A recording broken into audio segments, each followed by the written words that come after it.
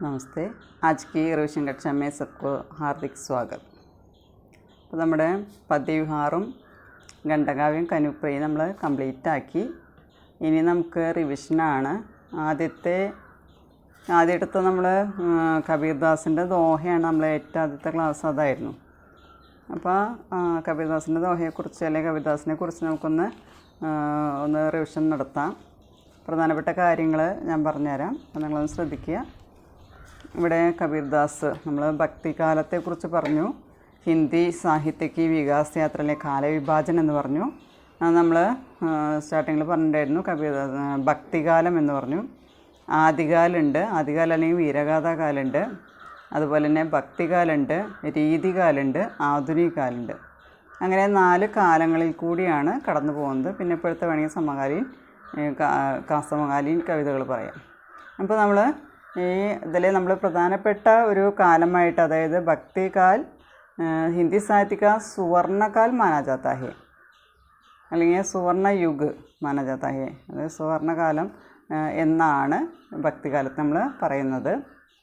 അപ്പോൾ ഇതിൽ ഭക്തികാലത്തെ വീണ്ടും നിർഗുൺ ഭക്തിധാര അവർ സഗുൺ ഭക്തിധാര എന്ന 2 തരമായിട്ട് അവിടെ തിരിച്ചിട്ടുണ്ട്. ഭക്തികാലത്ത് തന്നെ 2ആയിട്ട് തിരിച്ചിട്ടുണ്ട്.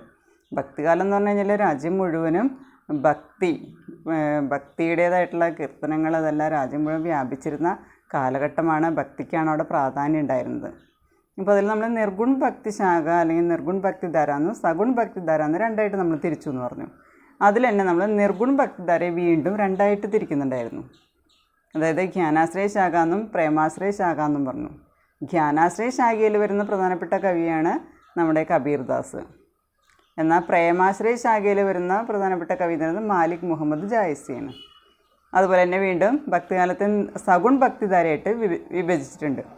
സഗുൺ ഭക്തിധാരയ്ക്ക് വീണ്ടും 2 ഭാഗമായിട്ട് അതിന് വീണ്ടും തിരിച്ചിട്ടുണ്ട്. കൃഷ്ണഭക്തി ശാഖ എന്നും രാമഭക്തി ശാഖ എന്നും പഠിച്ചിട്ടുണ്ട്. അപ്പോൾ അത് കൃഷ്ണഭക്തി ശാഖയിൽ വരുന്നത് സൂർദാസാണ്, രാമഭക്തി ശാഖയിൽ വരുന്നത് തുളസീദാസാണ്. രാമാശ്രയി എന്നും പറയാം, കൃഷ്ണാശ്രയി എന്നും പറയാം.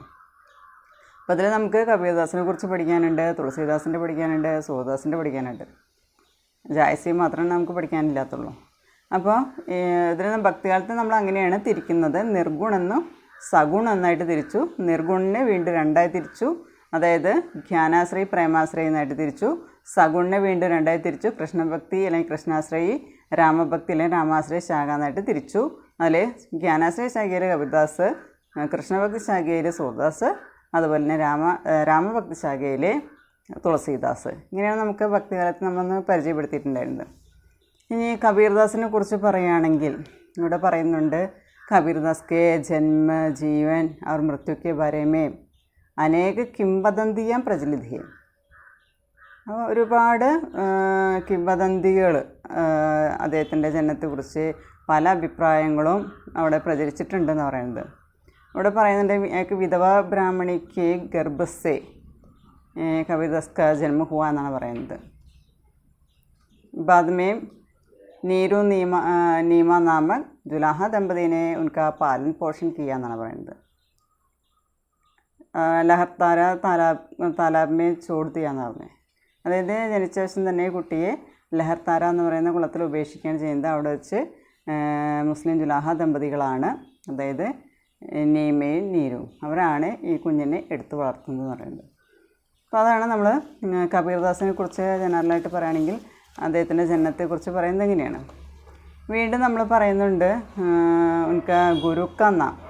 ഇവിടെ കബീർദാസ് അൻപഡായിരുന്നു എന്ന് പറയുന്നുണ്ട്, വിദ്യാഭ്യാസം ഉണ്ടായിരുന്നില്ല എന്ന് പറയുന്നുണ്ട്. അതുപോലെ ഉനക്ക് ഗുരുക്ക നാം ഹേ രാമാനന്ദ്. രാമാനന്ദ് എന്നാണ് അദ്ദേഹത്തിൻ്റെ ഗുരുവിൻ്റെ പേര്. പ്രധാനപ്പെട്ട ഒരു പോയിൻ്റാണത്. ഗുരുവിൻ്റെ പേര് രാമാനന്ദ് എന്നാണ്. അതുപോലെ തന്നെ ഉനക്ക് ഏക്ക് പ്രസിദ്ധ രചന ഹേ, ഉനका നാം ഹേ കബീർ ബീജക്. ബീജക് എന്ന പേരിലുള്ള ഒരേ ഒരു രചനയാണുള്ളത്. അത് ബീജക് എന്ന പേരിലാണ്. ഇതിനെ നമ്മൾ കബീർ കി വാണി അല്ലെങ്കിൽ ബീജക് 3 രൂപമേ വിഭജിത് കിയാ ഹേ. അതിനെ 3 ഭാഗങ്ങളായിട്ട് വിഭജിച്ചിട്ടുണ്ട്. അത് ആദ്യത്തെ സാഖി അല്ലെങ്കിൽ സാക്ഷി എന്ന് ദോഹകളാണ്. രണ്ടാമത്തെ സബദ് അല്ലെങ്കിൽ ശബ്ദം എന്ന് പറയും, പദങ്ങളായിട്ടാണ്. മൂന്നാമത്തെ രമൈണി അല്ലെങ്കിൽ രാമായണി എന്നുള്ളത്. അങ്ങനെ 3 ഭാഗമായിട്ട് ബീജകൻ നമ്മൾ തിരിച്ചു എന്ന് പറഞ്ഞു. അതുപോലെ തന്നെ സന്ത് കബീർദാസ് കെ അനേക ശിക്ഷിത്തെ, കബീർദാസിന് ഒരുപാട് ശിഷ്യന്മാരുണ്ടായിരുന്നു. जिनमें धर्मदास नामक शिष्य ने उनकी वाणी का संकलन किया, കബീർ ബീജക് നാം സെ സങ്കലൻ കിയ. അവിടെ കബീർ ബീജക് എന്ന പേരിൽ അദ്ദേഹത്തിൻ്റെ വാക്കുകൾ കബീർ വാണി എന്ന് പറയുന്നത് കളക്ട് ചെയ്ത് പബ്ലിഷ് ചെയ്തത് ധർമ്മദാസ് എന്ന പേരായ അദ്ദേഹത്തിൻ്റെ ശിഷ്യനാണെന്നാണ് പറയുന്നത്. ഇനി എനിക്ക് ഭാഷ കാ നാം നമുക്കറിയാം. ഈ ഭാഷ കാ നാം സദുക്കടി ഭാഷ യാ പഞ്ചമേൽ കിച്ചടി.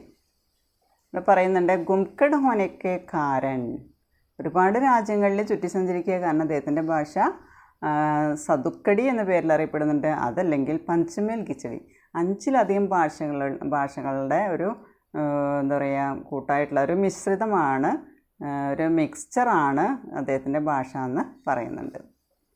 അപ്പോൾ ഗുരു രാമാനന്ദ് ഉനकी രചന ബീജക്, സാക്കി, സബദ്, റമൈനി 3 ഭാഗമുണ്ട്. അതുപോലെ തന്നെ എനിക്ക് ഭാഷ സദുക്കടിയ പഞ്ചമേൽ കിച്ചടി. അപ്പോൾ അതാണ് അദ്ദേഹത്തെക്കുറിച്ച് ചെറുതായിട്ട് നമ്മൾ പറഞ്ഞത്.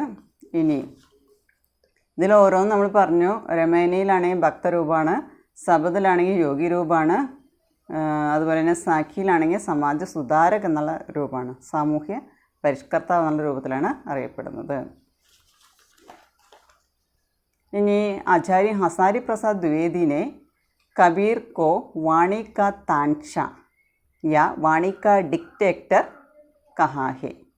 आचार्य हसारी प्रसाद द्विवेदी കബീർദാസിനെ വാണിയുടെ ചക്രവർത്തി അല്ലെങ്കിൽ ഏകാധിപതി, വാണിക്ക താൻഷ അല്ലെങ്കിൽ വാണിക്ക ഡിക്റ്റേറ്റർ നാംബി കഹാഹെ, ആ ഒരു പേരിലും കൂടി അദ്ദേഹത്തെ വിളിക്കുന്നുണ്ടെന്നാണ് പറയുന്നത്. ഇനി നമ്മൾ 5 ദോഹയാണ് ഇതിൽ വരുന്നത്. കബീർദാസിൻ്റെ ദോഹയിൽ 5 ദോഹയാണ് നമുക്ക് പഠിക്കാനുള്ളൂ.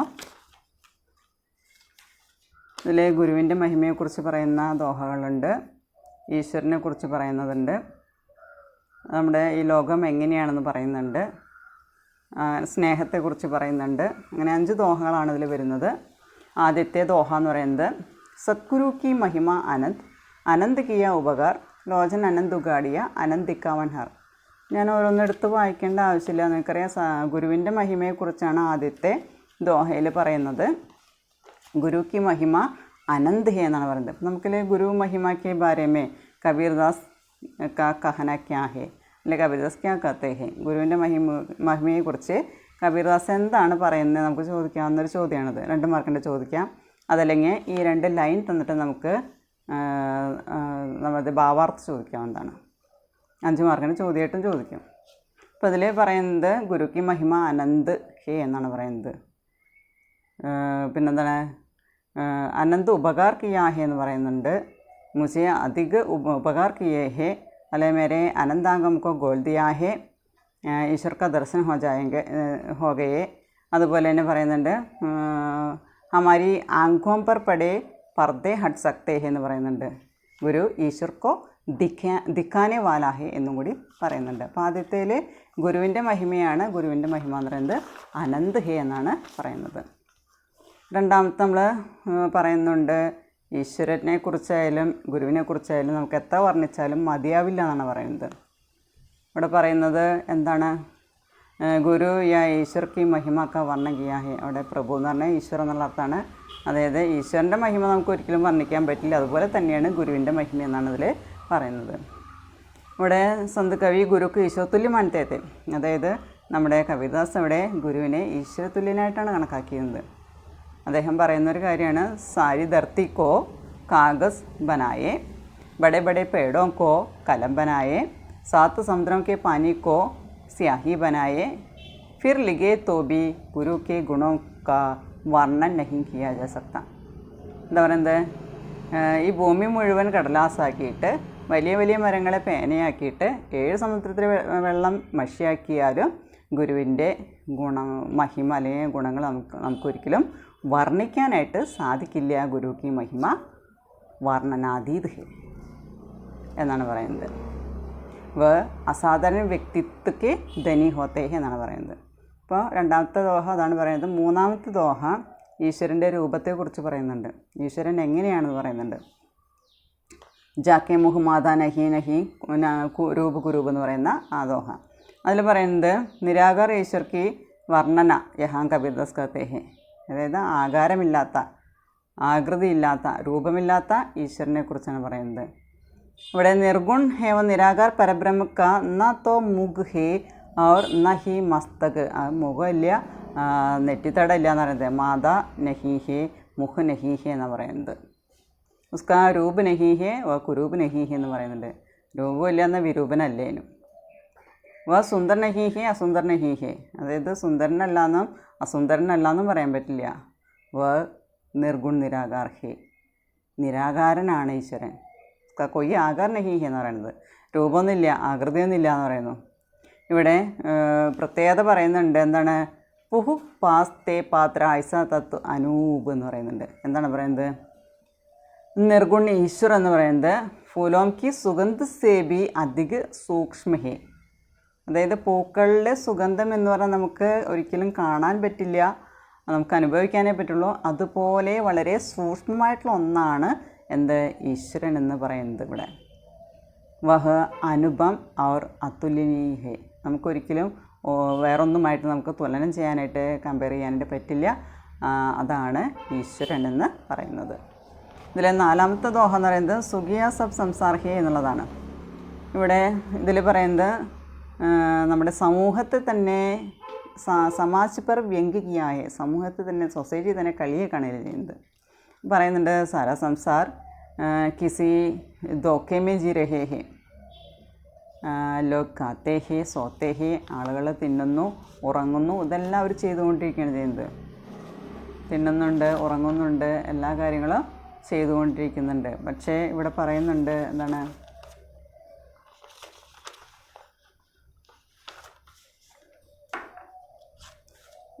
സുഖിയ സബ് സംസാരം ഗാവേ ഒരു സോവേ ദുഃഖിയ ദസ് കബീർ ഹേ ജാഗെ ഒരു രോവേ എന്നാണ് പറയുന്നത്. ഇതിൽ പറയുന്ന സ്വയം തുലന കർത്തേ ഹേ, നമ്മുടെ കവിത സ്വയം കി തുലന സംസാർ സേ കർത്തേ ഹുയേ കർത്തേ ഹേ, അതായത് കബീർദാസ് സ്വയം ഈ ലോകവുമായിട്ട് അവിടെ കമ്പയർ ചെയ്യുകയാണ് ചെയ്യുന്നത്. എന്നിട്ട് പറയണ സാരാ സംസാർ സുഖി ഹേ, ഈ ലോകം മുഴുവൻ സുഖലോലുപരാണ്. അതുപോലെ തന്നെ അവർ ചെയ്യുന്നത് എന്താവുക? കാത്താ ഹേ സോത്താ ഹേ, അവർ തിന്നുന്നു, ഉറങ്ങുന്നു, കാര്യങ്ങൾ ചെയ്യുന്നു. ഏക്ക് വേ ഹി ഏക്ക് ദുഃഖി ഹേ ജോ ജാഗ്തേ ഹേ അവർ രോത്തേ ഹേ. എന്താ പറയുന്നത്? ഇവിടെ തിന്നുകയും ഉറങ്ങുകയും മാത്രമാണ് അവർ ചെയ്യുന്നത്. ദുഃഖിയദാസ് കബീർ ഹേ ജാഗെ അരു രോവേ. ഇവിടെ കബീർദാസ് ഈശ്വരഭക്തനാണ്, അദ്ദേഹം ദുഃഖിയാണെന്നാണ് പറയുന്നത്. അദ്ദേഹം ജാഗ്തേ ഹേ അവർ രോത്തേ ഹേ, ഉണരുന്നു, അതുപോലെ തന്നെ കരയുന്നു. ഈ കാര്യങ്ങൾ അദ്ദേഹം ചെയ്തുകൊണ്ടിരിക്കുകയാണെന്ന് പറയുന്നത്. അതായത് ഏ ലോകംക്കോ കിസി ബാത് കി ചിന്ത നഹി എന്ന് പറയുന്നത്, ഒരു കാര്യത്തെക്കുറിച്ച് അവർക്ക് ചിന്തയില്ല എന്ന് പറയുന്നത്. അവർ ആനന്ദം കണ്ടെത്തുന്നത്, സന്തോഷം കണ്ടെത്തുന്നത് ഖാനെ ഓർ സോനേസേ ഗുഷ് ഹോ ജാത്തേ ഹേ, അവർ തിന്നുകയും ഉറങ്ങുകയും ചെയ്യുമ്പോൾ അവർക്ക് സന്തോഷം കിട്ടുന്നു എന്ന് പറയുന്നത്. എന്നാൽ ഇവിടെ കബീർദാസ് ആണെങ്കിലോ ഇവിടെ പ്രഭുക്ക് ആരാധനാമേ ലീൻ ഹോ ജാത്തേ ഹേ, അതായത് ഈശ്വര ആരാധനയിലെ ഈശ്വരനെ ഭജിക്കുന്നുണ്ടെന്ന് പറയുന്നത്, ഈശ്വര നാമം ഉച്ചരിക്കുന്നുണ്ട്. ഇവിടെ ഭക്തിക്ക മാർഗം എന്ന് പറയുന്നത് ആസാനഹി എന്ന് പറയുന്നത്, അതായത് ഭക്തിയുടെ മാർഗം അത്ര എളുപ്പമുള്ള കാര്യമല്ല എന്ന് പറയുന്നു. അതുകൊണ്ട് ഇവിടെ കബീർദാസ് ദുഃഖി ഹേ ഉസേ ജാഗ്ന അവർ രോന പടുത്താ ഹേ, അദ്ദേഹത്തിന് ഉണരേണ്ടി വരുന്നു, കരയേണ്ടതായിട്ട് വരുന്നു. യഹാ കബീർദാസ് സ്വയം കി തുലന സംസാർ സെ കർത്തേ ഹേ. ലാസ്റ്റ് 5ാമത്തെ പ്രേംന ബാടി ഉപജെ. ഇവിടെ സ്നേഹം എന്ന് പറയുന്നത് ഇവിടെ പറയുന്നുണ്ട് പ്രേം കെ മഹത്വ ആർ മൂലിക വർണ്ണൻ ഹേ, സ്നേഹത്തിൻ്റെ മഹത്വം എന്താണ്, അതിൻ്റെ മൂല്യം എന്താണെന്നുള്ള പറയുന്നത്. ഇവിടെ പറയുന്നുണ്ട് പ്രേം കിസി ഗേത്ത് മേ നഹി ഉക്താ ഹേ, കിസി ബാസാർ മേ നഹി ബിക്താ ഹേ, വ സച്ച്മുച്ച് അമൂല് ഹേ. ഇത് സ്നേഹം എന്ന് പറയുന്നത് ഏതെങ്കിലും പാടത്തോ മുളച്ചുണ്ടാവുന്ന ഒന്നല്ല, ഏതെങ്കിലും മാർക്കറ്റിൽ കാശ് കൊടുത്ത് വാങ്ങാൻ പറ്റുന്ന ഒന്നല്ല. ഇനി രാജാ ഹോ യാ സാധാരണ പ്രജ ഹോ, രാജാവായാലും സാധാരണ പ്രജയായാലും എന്താ अपना सिर त्यागने के लिए वो तैयार हो जाता है, അതായത് ഇവിടെ പറയുന്നുണ്ട് अपने सिर देने के लिए या सिर त्यागने के लिए तैयार होता है उसे ही प्रेम प्राप्त होता है. നമ്മൾ സ്വയം ത്യജിക്കാനായിട്ട് നമ്മൾ തയ്യാറായെങ്കിൽ മാത്രമാണ് നമുക്ക് സ്നേഹം നേടാനായിട്ട് സാധിക്കുള്ളൂ എന്ന് പറയുന്നത്. അപ്പോൾ സ്നേഹ और बलिदान के बिना प्रेम को नहीं पाया जा सकता. ത്യാഗം അല്ലെങ്കിൽ നമ്മൾ സാക്രിഫൈസ് ഇതില്ലാതെ നമുക്ക് ഒരിക്കലും സ്നേഹം നേടാനായിട്ട് സാധിക്കില്ല എന്നാണ് അതിൽ പറയുന്നത്. അതായത് ഗരിതി ബേച്ച് ജാനെ വാലി വസ്തു നഹി ഹേ പ്രേം. അതായത് വാങ്ങിക്കാനും വിൽക്കാനും പറ്റുന്ന ഒരു വസ്തുവല്ല സ്നേഹമെന്ന് പറയുന്നത്. അതാണ് ഇവിടെ ഈശ്വർ പ്രേം കെ ലിയെ അഹംഭാവ് കോ യാ അഹങ്കാർ കോ ചോടനെ കെ ലിയെ കബീർദാസ് യഹാം കഹത്തെ ഹി. നമ്മുടെ അഹംഭാവം അല്ലെങ്കിൽ അഹങ്കാരത്തെ ഉപേക്ഷിക്കാനായിട്ട് ഇവിടെ നമ്മുടെ കബീർദാസ് പറയുന്നുണ്ട്. 5 ദോഹയാണ് നമുക്കതിൽ വരുന്നത്. ഇതിൽ നമുക്ക് ചോദ്യങ്ങളായിട്ട് ചോദിക്കാം, അല്ലെങ്കിൽ ദോഹ തന്നിട്ട് അങ്ങനെയും ചോദിക്കാം. അപ്പോൾ ഗുരുവിൻ്റെ മഹിമ വരുന്നുണ്ട്, ഈശ്വരൻ്റെ ഗുണത്തെക്കുറിച്ച് ചോദിക്കാം. അതുപോലെ തന്നെ ഇവിടെ സംസാർ കൈസേ ഹേ എങ്ങനെയാണ് ചോദിക്കുന്നുണ്ട്. അതുപോലെ തന്നെ പ്രേം ക മഹത്വ ക്യാ ഹി എന്ന് ചോദിക്കുന്നുണ്ട്. അപ്പോൾ അതെല്ലാം നമുക്ക് ചോദിക്കാവുന്ന ചോദ്യങ്ങളാണ്. അടുത്ത ക്ലാസ് നമ്മൾ എടുത്തിട്ടുണ്ടായിരുന്നത് 2ാമത്തെ ക്ലാസ് എന്ന് പറയുന്നത് ഇതിൽ നമ്മൾ വന്നത് മൈഥിലി ശരൺ ഗുപ്തൻ്റെ സഖി വേ മുജ്സേ കേക്കർ ജാത്തെ എന്നുള്ളതാണ്. സഖി വേ മുജ്സേ കേക്കർ ജാത്തെ മൈഥിലി ശരൺ ഗുപ്ത എഴുതിയിട്ടുള്ളതാണ്. അത് യശോധര എന്ന് പറയുന്ന ഖണ്ഡകാവ്യം നമ്മൾ പറഞ്ഞു, അതിൽ നിന്ന് എടുത്തിട്ടുള്ള ഒരു ഭാഗമാണ് സഖി വേ മുജ്സേ കേക്കർ ജാത്തെ എന്ന് പറയുന്നത്. ഇതിൽ നമുക്ക് വേണമെന്ന് ചെറുതായിട്ടൊന്ന് ചെറിയൊരു സമ്മറി വേണമെങ്കിൽ പറയാം. ഇതിൽ പറയുന്നുണ്ട് യശോധര കോ ബഡ ദുഃഖ ഹോത്താ ഹെ സിദ്ധാർത്ഥ് ചले जाने के बाद सिद्धि प्राप्त करने के लिए चले जाने के बाद यहाँ യശോധര बहुत दुखी होते हैं. യശോധരയുടെ ദുഃഖമാണ് അവിടെ പറയുന്നത്. എന്തുകൊണ്ടാണ് ദുഃഖിക്കുന്നത് അവിടെ പറയുന്നുണ്ട്. യശോധര കോ ഇസ് ബാത്ത് പർ ബഡാ ദുഃഖ് ഹേ സിദ്ധാർത്ഥ് ഉസ്സേ ബിനാ കഹേ ചലെ ഗേ. പറയാതെ പോയി എന്നുള്ളതാണ് യശോധരയ്ക്കുണ്ടായ ദുഃഖം എന്ന് പറയുന്നത്. പക്ഷെ അദ്ദേഹം പോയതൊരു നല്ല കാര്യത്തിനാണ്. എന്താണ്? ബഡെ സിദ്ധി പ്രാപ്ത് കർണേ കെ ലിയേ സിദ്ധി പാനെ കെ ലിയേ ചലെ ഗേ. അത് ഗൗരവ് കി ബാത്ത് ഹേ. യശോധര കെ ലിയേ ഗൗരവ് കി ബാത്ത് ഹേ. യശോദയ്ക്ക് അത് അഭിമാനിക്കാവുന്നൊരു കാര്യമാണ്. ദുഃഖിക്കാവുന്ന കാര്യമുണ്ട്, അഭിമാനിക്കാവുന്ന കാര്യമുണ്ട്. മിണ്ടാതെ പോയി എന്ന് പറയുന്നതാണ് ദുഃഖം ഉണ്ടാക്കുന്ന കാര്യം. പക്ഷേ അദ്ദേഹം പോയത് അഭിമാനിക്കേണ്ട ഒരു കാര്യത്തിനാണ്. സിദ്ധി പ്രാപ്ത് കർണഗിരി ചലകയെ. പക്ഷെ ഇതിനെക്കുറിച്ച് പറയുന്നുണ്ട്. ചോരി ചോരി ചലകയെ അത് ഇവിടെ പറയുന്നുണ്ട്. യശോധര കോ ബഡി ചോട്ട് ലഗി ഹേ മുജ്സേ കാക്കർ ജാനെ തോ കിतना अच्छा हो जाता. അതായത് എന്നോട് പറഞ്ഞിട്ട് പോയിരുന്നെങ്കിൽ അത് എത്രയോ നല്ലതാകുമായിരുന്നു എന്നാണ് ഇവിടെ യശോധര പറയുന്നത്. അതുപോലെ തന്നെ ഇതിൽ പറയുന്നുണ്ട് ഉन्होंने मुझे पूरी तरह नहीं पहचाना. मुझे पूरी तरह पहचानते तो वह कभी चोरी छिपे नहीं चले जाते.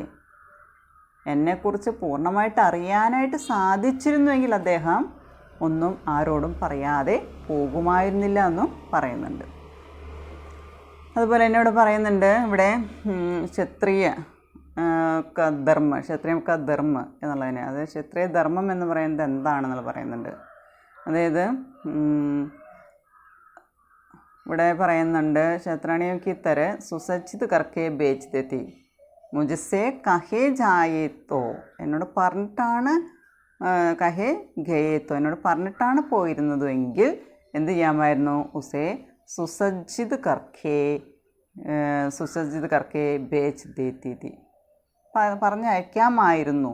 അതവരുടെ ധർമ്മമായിട്ടാണ് അവിടെ കണക്കാക്കുന്നത്. ക്ഷത്രിയ ധർമ്മമായിട്ട് അവിടെ കണക്കാക്കുന്നു. പിന്നെ അതിൽ പറയുന്നുണ്ട്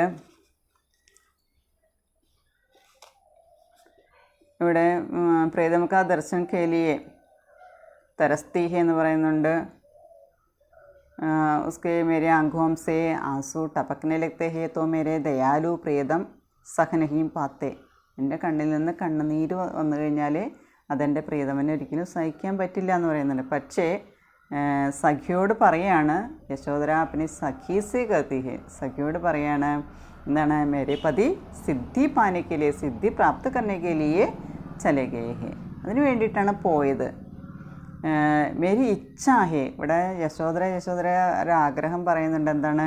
വേ സിദ്ധി പ്രാപ്ത് കരേ ഓർ മേരെ ദുഃഖ് സേ ദുഃഖി നബനെ പറയണ. അദ്ദേഹം മോക്ഷം പ്രാപിക്കും, സിദ്ധി പ്രാപിക്കും, എൻ്റെ ദുഃഖത്തിൽ നിന്ന് അത് എന്നെ ഒരിക്കലും ദുഃഖിപ്പിക്കില്ല എന്ന് പറയണം. അപ്പോൾ വീണ്ടും പറയുന്നുണ്ട്, കിത്ര അച്ഛാ ഹോത്താത്തോ മുജ്സേ കക്കർ ചാത്തെ, എന്നോട് പറഞ്ഞിട്ടാ പോയിരുന്നെങ്കിൽ എത്രയോ നല്ലതാകുമായിരുന്നു എന്നാണ് സഖിയോട് വീണ്ടും അവർ ആവർത്തിച്ച് പറയുന്നത്. ഏറ്റവും ലാസ്റ്റ് പറയുന്നൊരു കാര്യമുണ്ട്. സഖി വേ ജറൂർ ലൗട്ടെങ്കെ, അദ്ദേഹം തീർച്ചയായിട്ടും മടങ്ങി വരും എന്ന് പറയുന്നുണ്ട്. മടങ്ങി വരുമ്പോൾ എന്താണ് കൊണ്ടുവരിക എന്ന് പറയുന്നുണ്ട്. എന്താണ്? ലൗട്ടെ സമയ് ഉസ്കെ സാത്ത് കുച്ച് അനുപം വസ്തു ലായെങ്കെ, വളരെ അനുപമമായിട്ടുള്ള ഒരു വസ്തു അദ്ദേഹം കൊണ്ടുവരുമെന്ന് ഒരു വിശ്വാസം യശോദരയ്ക്ക് ഉണ്ടായിരുന്നു. മേരെ രോത്തെ പ്രാൺ ഉസെ കൈസെ പായെങ്കെ, मेरे प्राण उन्हें गाते गाते या आनंद स्वीकार करेंगे तब भी मेरे मन में ये दुख रहेगा कि वे मुझसे कहकर चले गए. അപ്പോൾ അദ്ദേഹം ഒരിക്കൽ തിരിച്ചു വരും.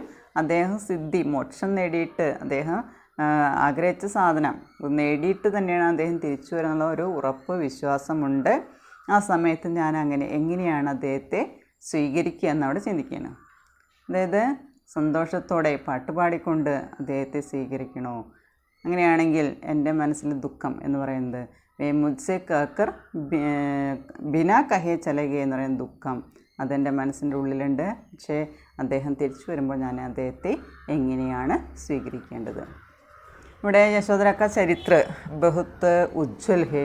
ഇവിടെ യശോദരയുടെ ക്യാരക്ടർ എന്ന് പറയുന്നത് വളരെ ഉജ്ജ്വലമായിട്ടുള്ളൊരു കഥാപാത്രമാണ് ഇവിടെ. അതുപോലെ തന്നെ ഇവിടെ മഹാൻ ഉദ്ദേശസെ പ്രേരിത് ഹോക്കർ വേ ചലകേ ഹേ, സിദ്ധി പ്രാപ്ത് കർണയിൽ നല്ലൊരു ഉദ്ദേശത്തോടു കൂടിയാണ് അവിടെ പോയിരിക്കുന്നത്. അതുപോലെ തന്നെ പിന്നെ സ്വാമി ഉസേ അധിക അച്ഛേ ലഗ്തേ ഹേ, അതായത് പ്രീതമൻ എന്ന് പറയുന്നത് വളരെ നല്ലൊരു ക്യാരക്ടറായിട്ട് അവിടെ പറയുന്നുണ്ട്. അതുപോലെ തന്നെ സമ്പൂർണ്ണ കവിതയിൽ യശോദര എന്ന് പറയുന്നത് വളരെ കർത്തവ്യനിഷ്ഠാണ്.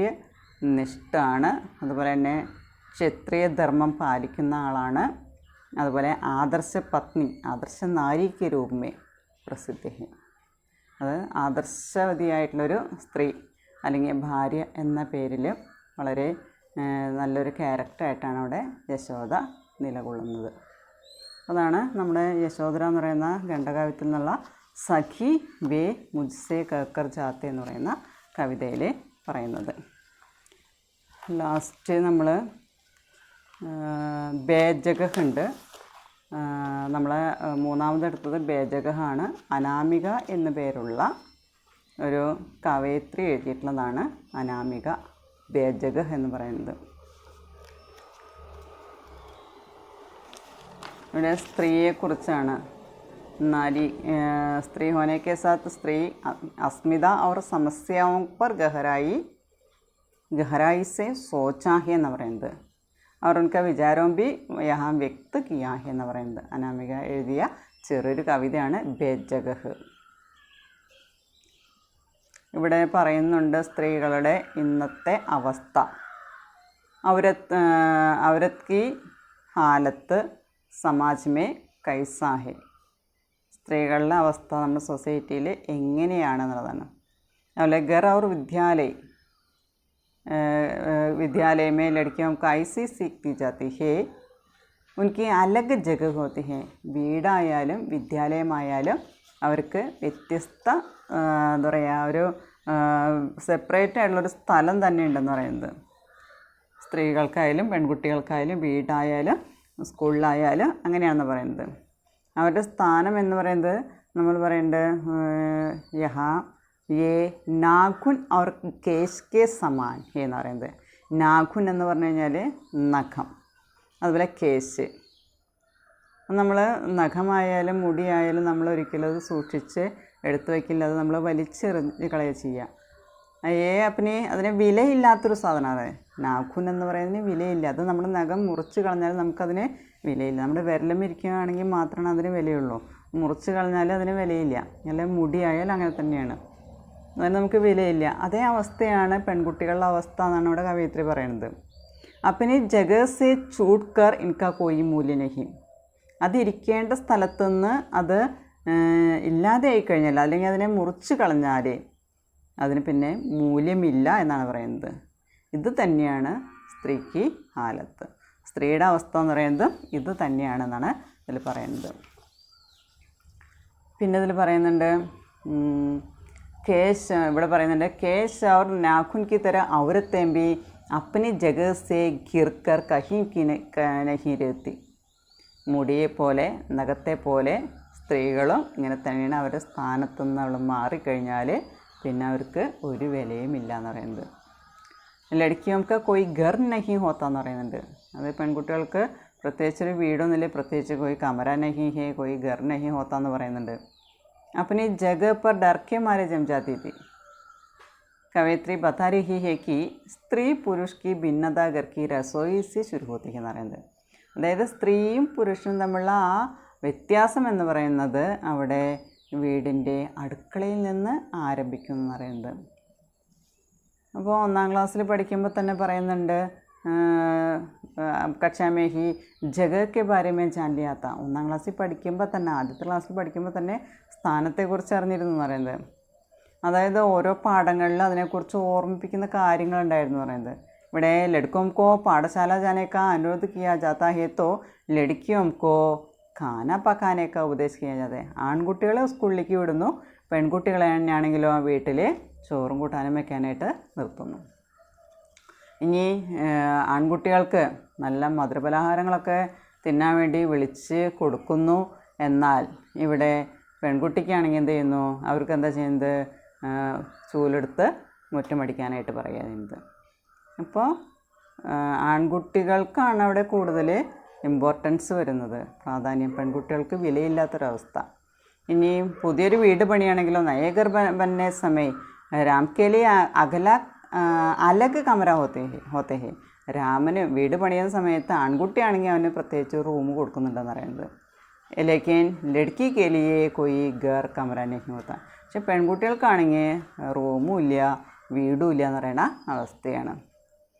ലഡ്ക്കിയാം എന്ന് പറയുന്നത് ഹവ ധൂപ് അവർ മിട്ടിക്ക് സമാൻ ഹോത്തി ഹേ. അതായത് വെയിൽ, അതുപോലെ മണ്ണ്, അതുപോലെ ഹവ, ഇതിനെപ്പോലെയാണ് പെൺകുട്ടികളെന്ന് പറയുന്നത്. അതുപോലെ തന്നെ വീണ്ടും കവയിത്രി പറയുന്ന ഒരു കാര്യം, അതായത് വെയിലെന്ന് പറയുന്നത് പ്രത്യേകിച്ചൊരു സ്ഥലമായി ഇല്ല, കാറ്റിനായാലും ഇല്ല, മണ്ണിനായാലും ഇല്ല, എല്ലായിടത്തും ഉണ്ടെന്ന് പറയുന്നത്. ജിൻക്ക് കോയി ജഗ നഹി എന്ന് പറയുന്നത്, അതിന് പ്രത്യേകിച്ചൊരു സ്ഥലമൊന്നുമില്ല എന്ന് പറയുന്നുണ്ട്. വീണ്ടും പറയുന്നുണ്ട് നാഖൂനോ അവർ കങ്കിമേ ഫസ്കർ ബാഹറായ കേശം കി തരഹേ സ്ത്രീയ. അതായത് ചീപ്പിൽ കുടുങ്ങിയിട്ട് നമ്മൾ പുറത്തേക്ക് ഇടുന്ന മുടിയുടെ അവസ്ഥയാണ് സ്ത്രീകളുടെ എന്ന് പറയുന്നത്. അതുപോലെ തന്നെ നാഖുനായാലും മുടിയായാലും അത് തന്നെയാണ് പറയുന്നത്. അപ്പോൾ ഇതിൽ സ്ത്രീകളുടെ അവസ്ഥ എന്ന് പറയുന്നത് എന്താണ് എന്നുള്ളതാണ് ഇവിടെ നമ്മുടെ കവയിത്രി അനാമിക ഇവിടെ പറയുന്നത്. അതായത് നാഖുൻ നെയിൽ കട്ടർ സെ കട്ടനെ പർ ഉൻകാ കോയി മൂല്യ നഹി എന്ന് പറയുന്നത്. ഇപ്പോൾ വീടായാലും സ്കൂളായാലും എവിടെയായാലും ലഡ്ക്കി കോ നെയിൽ കട്ടർ യാ കങ്കിയോ മേ ഫസേ പഠനെ കാ എഹ്സാസ് നഹി ഹോത്താ എന്നാണ് പറയുന്നത്. किसी क्लासी रचना की एक पंक्ति है जो प्रश्न पत्र पर चिढ़ गई है, कोई उसकी सप्रश्न व्याख्या करने के लिए तैयार बैठा है എന്ന് പറയുന്നത്. അപ്പോൾ औरत की जगह को लेकर जो सोचने का नज़रिया वह आज के समाज में औरत की ज़िंदगी के दुखों को देखकर बिल्कुल सही लगता है. ഇന്നത്തെ കാലത്ത് നമ്മുടെ സമൂഹത്തിൽ സ്ത്രീകളുടെ ജീവിതത്തിൽ അവരുടെ ദുഃഖങ്ങൾ കാണുമ്പോൾ നമുക്ക് ശരിയാണെന്ന് തോന്നുന്ന അവസ്ഥയാണെന്ന് പറയുന്നത്. ഇവിടെ വർത്തമാൻ समाज में स्त्री की निज स्थिति का आधार वास्तव में हमारा पारिवारिक माहौल और परंपरागत शिक्षा पद्धति है. നമ്മുടെ ഇന്നത്തെ സമൂഹത്തിലെ സ്ത്രീകളുടെ വളരെ താഴ്ന്ന ഈ അവസ്ഥയ്ക്ക് കാരണമെന്ന് പറയുന്നത് നമ്മുടെ ഇന്നത്തെ കുടുംബത്തിൻ്റേതായിട്ടുള്ള ചുറ്റുപാടുകൾ, സാഹചര്യങ്ങൾ, അതുപോലെ തന്നെ പാരമ്പര്യമായിട്ടുള്ള വിദ്യാഭ്യാസ സമ്പ്രദായം, ഇതെല്ലാമാണ് അതിൻ്റെ എല്ലാം കാരണമായിട്ട് മാറുന്നത്. അപ്പം ആദ്യത്തെ നമ്മൾ ആദ്യം എടുത്ത 3 കവിതകളുടെയാണ് ഇവിടെ റിവിഷൻ പറഞ്ഞിരിക്കുന്നത്. അതിൽ പ്രധാനപ്പെട്ട പോയിൻറ്റ്സ് നിങ്ങൾ പഠിച്ചു വയ്ക്കുക. അനാമിക എന്നുള്ളത് ബേജക് വളരെ ഇമ്പോർട്ടൻ്റ് ആണ്. എസ് ഐക്കൊക്കെ വേണമെങ്കിൽ ചോദിക്കാവുന്നതാണ് കേട്ടോ. അപ്പോൾ ഓക്കെ, താങ്ക് യു.